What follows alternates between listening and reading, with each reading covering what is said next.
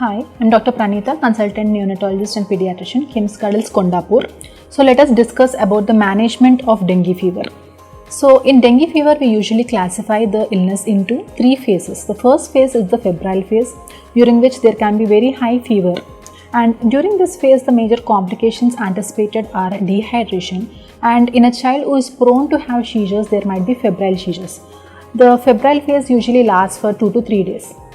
After the febrile phase ends is the most dreadful critical phase, during which there is usually capillary leak, that is, fluids from the blood vessels leaks into the surrounding tissues, which causes hypotension, shock, falling platelets, bleeding, etc. The critical phase also usually lasts for 3 days. And post the critical phase is the resolution phase, during which the fluid from the extracellular tissues is again absorbed into the blood vessels, which can lead to overload symptoms. So the typical duration lasts for 7 to 10 days in the case of dengue illness. So the management of dengue fever is classified into three types: type A, type B and type C. So the children who fall into type A category are those who are active, who are able to feed properly, they are active despite fever, and they are passing urine at least 4 to 5 times in a day. So these children can be managed with simple measures like antipyretics like paracetamol for fever control. So paracetamol is a very safe drug which has to be used in dengue fever. Do not use NSAIDs like mefenamic acid, ibugesic, etc. because they can lead to some complications like gastritis or bleeding manifestations, etc. So if a child is having a temperature of 103 degrees and post paracetamol, if the temperature has come down to 101 and the child is still active, then you need not be scared of. It is actually reassuring because the temperature has come down.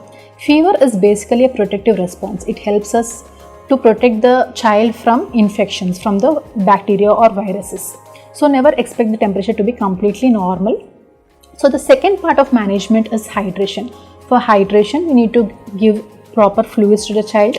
Aim to give more fluids when compared to the pre-illness stage. So the fluids which are usually given in dengue fever are, we can just give normal water, ORS, coconut water, or barley water, or fresh fruit juices, dal water, rice water, etc. And the third main important thing is not to give any antibiotics, etc. It is basically a viral illness, so antibiotics are not going to show any effect or improvement in the illness. And always be watchful of the warning signs, keep a temperature diary, and whenever the temperature is coming down, it is important for you to stay touching with your pediatrician. Also, so like we discussed in another video, be watchful of the warning signs. And it is also safe to have a baseline hematocrit value and platelet count value for children in this stage, and also keep going to the hospital each and every day so that you can be reassured that your child is well.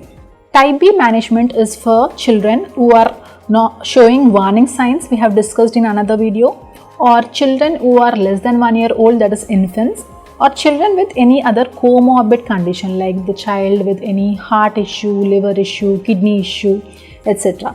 So these children will usually require inpatient monitoring, and based on the volume status, they might be required IV fluids and other symptomatic treatment for fever, dehydration, etc. So the third component, or the type C, is for children who are showing severe manifestations of dengue like fall in blood pressures, shock, or seizures, or any other organ dysfunction like hepatitis, kidney injury, bleeding manifestations, etc. So these children are the ones who need to be monitored in a tertiary care ICU. So they might be needing oxygen or inotropes, blood products, platelets, etc. based on the condition. So always be careful this season, stay away from mosquitoes, and be in touch with your pediatrician in case of fever. Thank you.